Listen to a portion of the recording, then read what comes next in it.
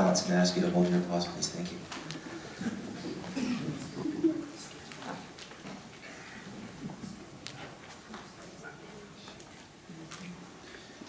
Mayor Atwell and council, staff, I am Ted Lee.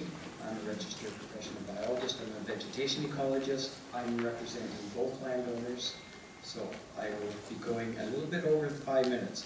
My background, I'm an ecologist with over 40 years of experience in ecosystem mapping and inventory, extensive mapping of sensitive ecosystems. I was one of the lead authors of Terrestrial Ecosystem Mapping Standard. I've done lots of work with Garry Oak Ecosystem Recovery Team over about a 15-year period. The District of Saanich staff report, evidence provided in the staff report makes it clear that there is no sensitive ecosystem on either property and that they should be removed from the EDPA.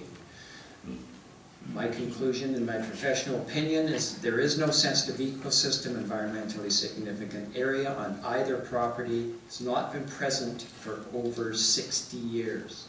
This conclusion is based on following the federal provincial inventory standards. The oak trees on the site are protected by the tree protection bylaw. But first, some background. From above, Ms. Pollard has already gone over this, so I don't really need to do that. But this is what they look like on the ground. They are lawn, gardens, sheds, and that's it, with the tree overstory. From the SEI Conservation Manual, the staff report quotes the SEI standards saying that woodlands are open, deciduous stands of Garry Oak, period. That's not what the Conservation Manual says. It says that Garry Oak woodlands are the most biologically rich of the 3 woodland communities. These are communities. Oak woodlands can encompass a number of interrelated communities, including open oak woodlands and meadows, as well as more densely forested plant associations, not just trees. This is the list in the Conservation Manual of species expected to be found in woodland ecosystems. There's 28 understory species listed on any particular site. There's actually a woodland. They're not all found, but many of them should be there. The District of Saanich description of woodland is shorter, but has understory species, camas, springald, satinflower, ferns, native grasses. It does not say lawn and garden. The District of Saanich Environmentally Sensitive Area Atlas says that to be included in the ESA Atlas, the data must be from a comprehensive environmental inventory using technically acceptable standards. The atlas should be used as a flagging tool and should not be used in place of individual site assessments. Guidance to consulting biologists like myself include 2 documents. There was 2 different ones through the years. This is the ones that are listed. In guidance document A, it says to evaluate each ecological community for ecological sensitivity and at-risk status, and determine which class and subclass of sensitive ecosystem, if any. Therefore, not having a sensitive ecosystem on one of the SEI polygons was certainly considered a possibility by staff. These are the standards that the staff guidance document said for consulting biologists to follow. There's a standard for mapping ecosystems at risk in BC, sensitive ecosystems inventory standards, the best management practices for Garry Oak and associated ecosystems from GERT. There's statements by biologists quoted in the staff report. Anita brought some of these up. The first one about 92% of the sites would not fit the SEI definition of a sensitive ecosystem. Second, biologists conclude that solely by using the provincial SEI standard to assess these sites, they would likely remove most of the sites in Saanich. What do these biologists think? They believe that by following the standards, that many of the properties should be removed from the EDPA. They think that by following the federal SEI standards at ecosystems at risk, which Saanich tells consulting biologists to use, that most of the areas that are mapped would be removed. This is a critical statement because they are basically agreeing that these sites should be removed. What do these biologists believe? They may believe that in order to keep protecting what is presently in the EDPA, the provincial standards must change. If these biologists wish, they could go to the province to encourage experts to change the standards. That hasn't happened. Or they can convince Saanich Council to change the bylaw to something else that's not trying to protect sensitive ecosystems, because that's what the bylaw says it's protecting, not Garry Oak trees with something under. The present bylaw protects sensitive ecosystems. They must be present on the property for the EDPA to be applied. Saanich staff guidance to consulting biologists says to follow the federal SEI and provincial ecosystems at risk standards. Those are very clear. And remember, to be in the ES8 Atlas, data must be from a comprehensive environmental inventory using technically acceptable standards. That's for all 5 inventories in the EDPA. Until the standards are changed, landowners should expect to have reports written by biologists that follow the standards so that consistency is created for each individual landowner. In the staff report, Biologist 1 goes on to say that the mapping should not include polygons dominated by lawn or ornamentals. Again, the implication from this biologist is that properties such as the 2 on Rainbow are not ESAs, should not be included in the EDPA. In my response to the staff report, I provided 7 quotes from local biologists. This one, on the Mackenzie property, we were looking at an area that was already in lawn and garden. The soil had been irreversibly altered. My view on the EDPA mapping issues that once sodden gardens have been established, restoration is truly impractical. Another one, Saanich staff should accept improved advice from GERT and recognize that defending what are essentially SEI mapping errors will bring disrepute to the whole ESA protection process. That's referring to lawn and garden under oak trees. And another one, if the ESA contains a significant area of Garry Oak tree canopy over lawns, grasses, and flower gardens, planners would be wise to advise council to allow the exclusion because they will otherwise establish an unreasonable burden on landowners who happen to be dealing with a mapping error compared to the majority of landowners who do not have ESA issues despite having Garry Oak trees over lawn and gardens. There's many of these that are not in the EDPA. Implications, these previous 3 quotes are also from the first biologist quoted in the staff report. He agrees that the properties such as the 2 subject properties should be removed from the ESA mapping from the EDPA. He has stated these are mapping errors. In the same email, biologist number 1 was quoted in the staff report. This biologist also said, I do not believe that all areas that were mapped as sensitive ecosystems will stand up to close scrutiny from ground inspections. I know of at least one case where, again, it's a lawn and ornamental gardens, predates SEI inventory. Conservation sites are too low to be worthy of consideration. They ought to be removed from the EDPA. These were the standards documents that we're told to use by staff. And standards for mapping ecosystems at risk said sensitive ecosystems, that those are at risk, that support ecological communities, which are considered to be provincially at risk. Vegetation, species composition, and structure must fall within the expected range of defined plant association before it's considered an occurrence. The SEI standards for Vancouver Island, they systematically identified, classified, and mapped ecosystems and other habitats of high biodiversity which remain relatively unmodified. Yet, Conservation Manual says that they're conserving 7 sensitive ecosystems in a relatively natural state. Woodland is one. For both ESA mapping, site-specific development, SEI information will need to be confirmed and updated.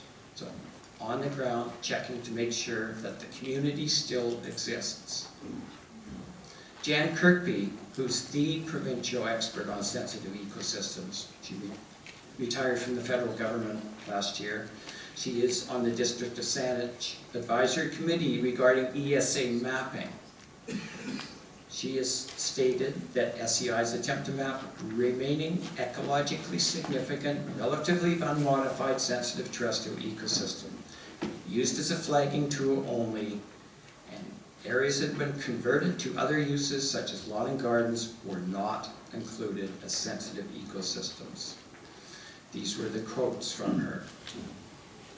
So, flagging tool, lawns and gardens, not sensitive ecosystems, close to natural state as possible.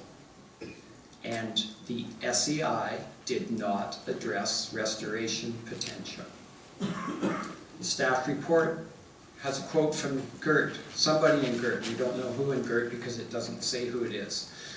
But one of the documents is given to consulting biologists to assess properties is the GERT Best Management Practices Manual, which was written by registered professional biologists. They define a garryoak ecosystem as one with naturally occurring garryoak trees, some semblance of ecological processes and communities that prevailed before European settlement. Rainbow properties do not meet this. Urban garryoak trees surrounded by lawning grasses and daffodils is not considered to be a viable garryoak ecosystem. Again, I come back to this.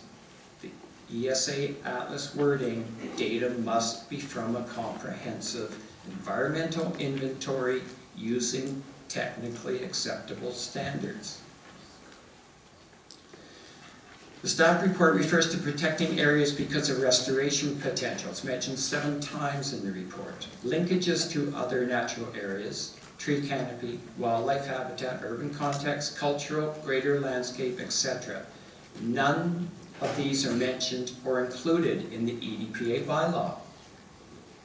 For these 2 properties, the EDPA bylaw only refers to sensitive ecosystems from the provincial and federal government SEI.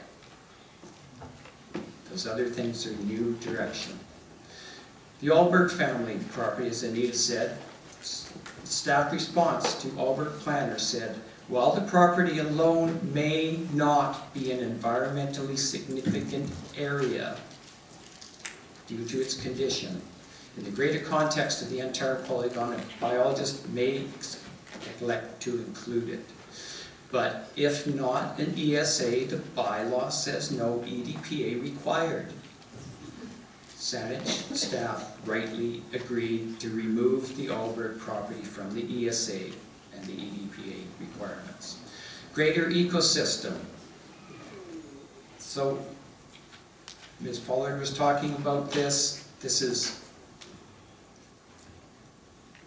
a bunch of properties that have been assessed by biologists. 820 Mackenzie, it's lawn and garden, confirmed by Matt Fairburns, is not a sensitive ecosystem.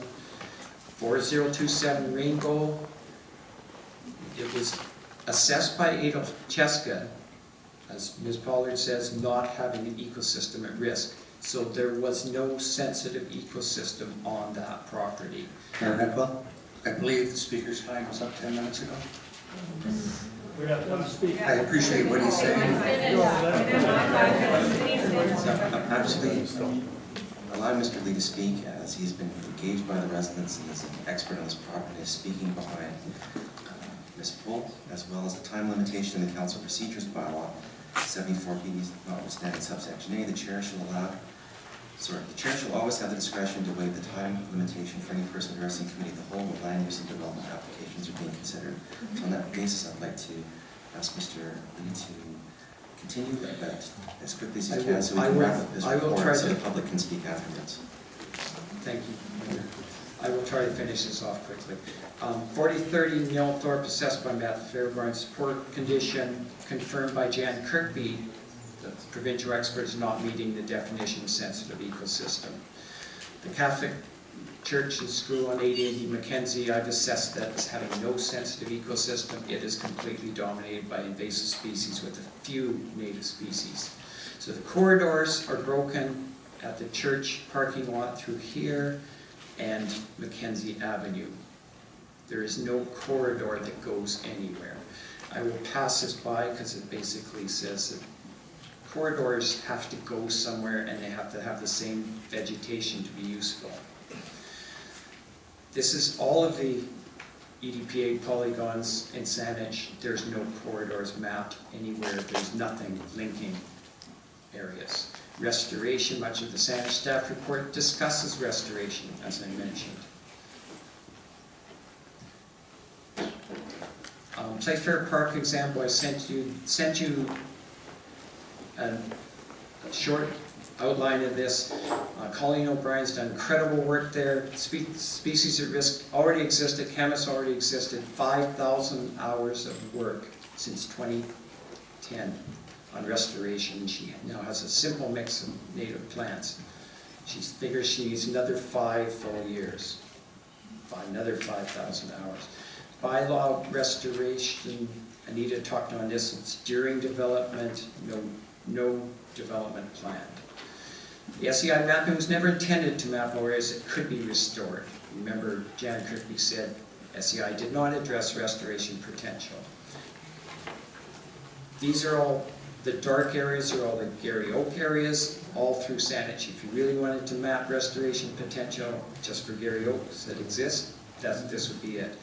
This green area is the historical distribution of Gary Oak ecosystems. This would be what you would put in an EDPA if you want to map restoration potential for Gary Oak woodlands. Hundreds more properties, of course, would be added because of that. But most of them have not had native ecosystems for 50 years. As many of you seen, and I'm getting near the end, leaving these areas alone will ultimately go to a very dense cover of Scotch broom, hawthorn, blackberry, ivy, holly, daphne, and invasive grasses. The invasive grasses are the worst, and they're actually taking over most of the woodlands in Saanich parks. They're disappearing because of that. Rainbow Ridge Park, we toured many of you through that. This is an area that was cleared in 2009. This photo in 2014. It's all come back 10-foot high, blackberry, broom, ivy, etc. So District of Saanich staff are willing to remove EDPAs of species at risk when the species no longer occurs. We're willing to remove EDPA areas for wildlife trees if the tree falls over and is gone. Unwilling to remove EDPA areas for sensitive ecosystems, even though they've been gone for over 60 years and more. So following provincial and federal standards on ecosystems at risk, sensitive ecosystems, no sensitive ecosystem on these 2 properties. The experts on sensitive ecosystems agree. Local biologists agree. If these areas are left alone, you know what they're going to become. The 2 properties, no sensitive ecosystem, mapping errors.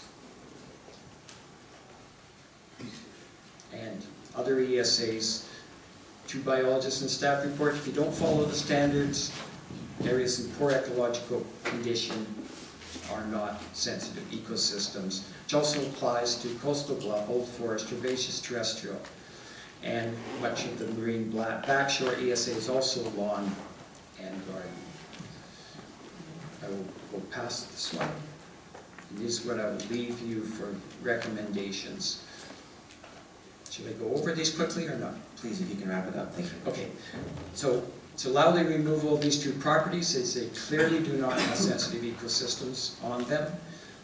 The other is allow for removal of all properties in the EDPA Atlas area that are Gary oak trees over lawn and garden, as they are not sensitive ecosystems. Allow for removal of properties that are poor ecological condition. Again, they are not sensitive ecosystems.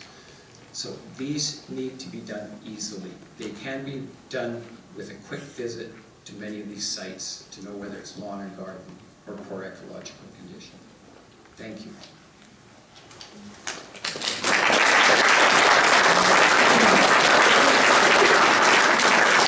Let the words sink in. Be quiet, please, thank you. Questions now? See no questions from council? Is the applicant finished with the presentation?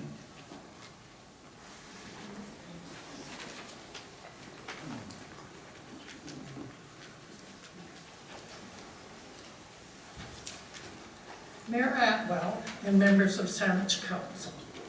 My name is Teresa Bijold, owner of 4007 Rainbow Road, one of the properties being considered for removal from the EDPA.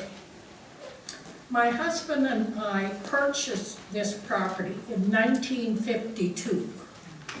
In 1953, we applied for a building permit to build our home, which I have lived in ever since. In 1953, there were no municipal sewers in this area. It was necessary for us to install a septic tank and create a septic field. In order for us to do this, we hired an excavator to move several very large rocks that were on the property. We installed a paved driveway, sidewalks, a patio, cement retaining walls, and rock walls. We constructed a playhouse, a chicken house, a greenhouse, and fences. We dug ditches for water lines out to the garden and an underground irrigation system. We dug ditches for underground electrical power. When the municipality installed the sewer line to serve the residents of Rainbow Road, we dug another ditch. We planted trees, shrubs, lawns, and gardens. We worked hard. There wasn't an inch of soil that didn't see our shovels. When we purchased this property, we were aware that the topsoil had been removed to supplement the soil for the greenhouses that existed at that time at the corner of Mackenzie and Douglas Street. In 2012, we were surprised to receive a letter from Saanich stating that there was something significant on our property that needed to be protected. What could it be? My property appeared to be the same as my neighbors.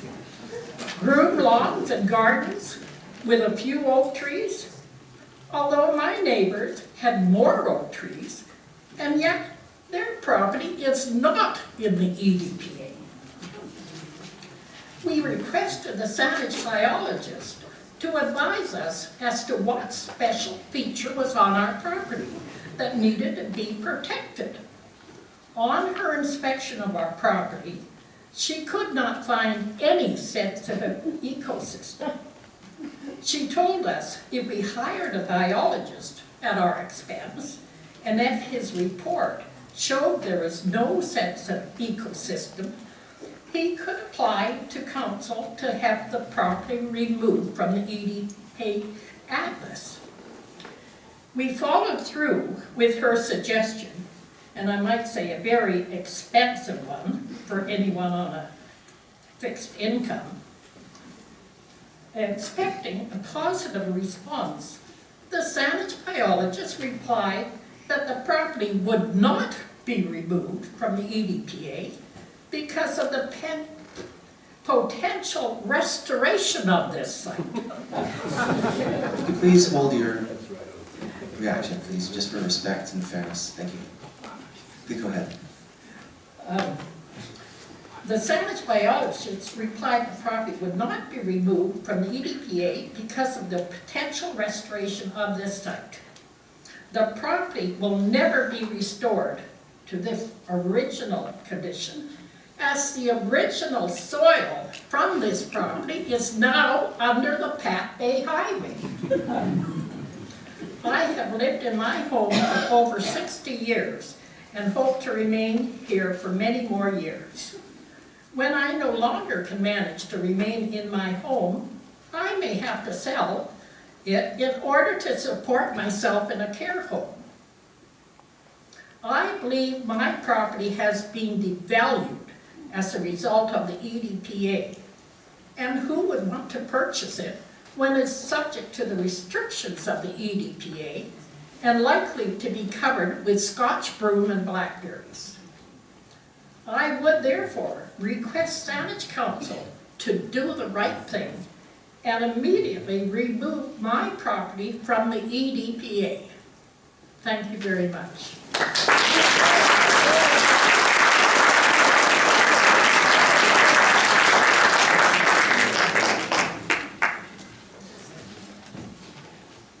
Are there any more representatives of the applicant's presentation? If so, please come forward. Otherwise, I will continue on to public input. Thank you. Mayor, Council, my name is Robin Burrell. I live at 2065 Avondale Road, which is in Old Bay. But I'm a professional real estate appraiser in Victoria and have been for 40 years. And I can assure you that listening to the comments about the properties on Rainbow Road, that the plan was shown by your staff with reference to the potential subdivision of this property within the EDPA, which showed approximately 6 lots, I think, on the Saanich plan, is a reduction of a significant number of lots from what the original potential for this property was, which significantly reduces the overall potential value of this property by reducing the amount of developable land on that site, which clearly from the biologist having spoken earlier and other people, that this property really does have no sensitive areas left to it. I'd be very concerned that, that the loss in value of this property would significantly impact the current owners of the property in their long-term plans. I think that the EDPA, certainly under this particular case and probably in many others that I've seen within the municipality, is going to adversely affect market value of these properties significantly. And I think it's an issue that Saanich Council needs to look at very closely as to whether it's really the intention to reduce property values under cases like this. And I think it's incumbent upon staff to look at the results of what this EDPA is bringing to some of these properties. All right? Thank you. Are there any more representatives for the applicant?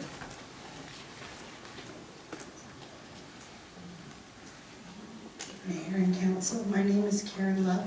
I am a realtor with Remax Alliance. I have been a realtor working in the Saanich area for over 30 years, and I just want to concur with what my compadre Robin just mentioned about the effect of the EDPA on values of property.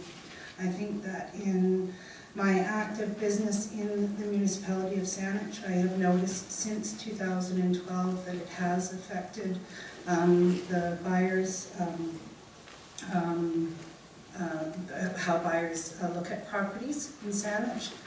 And I think that the use and enjoyment of a property is a big thing when buyers are looking at properties and sellers are selling properties. And I do believe that with this type of a situation, that it does affect the values of properties in Saanich. Thank you very much. Thank you. Anyone else speaking on behalf of the applicant? All right, seeing none, I'd like to thank the applicant and those who have come forward to speak. And at this time, I would like to open it up to public input. Please come forward, members of the public. If you give your name and your address and limit your comments to 5 minutes, that would be appreciated for everyone that will follow. Thank you. Your worship, councillors, ladies and gentlemen, my name is Lee Green. We are owners and residents at 3051 Macadally Road. I'm 10 Mile Point in Saanich for more than 12 years. I want to give a little background before I address the specific motion today. I grew up in Vancouver Island, went to Lake Hill Reynolds. I've been in BC many years. I spent a lot of my time on the coast. I was a donor and director, founder of Save Our Salmon Marine Conservation Foundation that provided funding and business experience to the Nambi's First Nations on Vancouver Island to build a multi-million-dollar land-based fish farm that successfully proved viable alternatives to open net salmon farms that pollute our waters.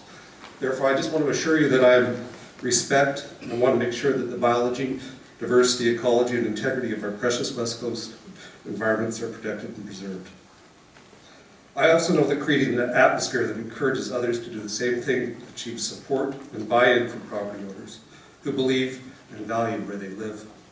I believe the current EDPA bylaw and the recently proposed amendments do little to encourage buy-in and support from property owners. I argue that this bylaw has had and will have potentially real and long-term negative impacts on the very people who probably would never have purchased their properties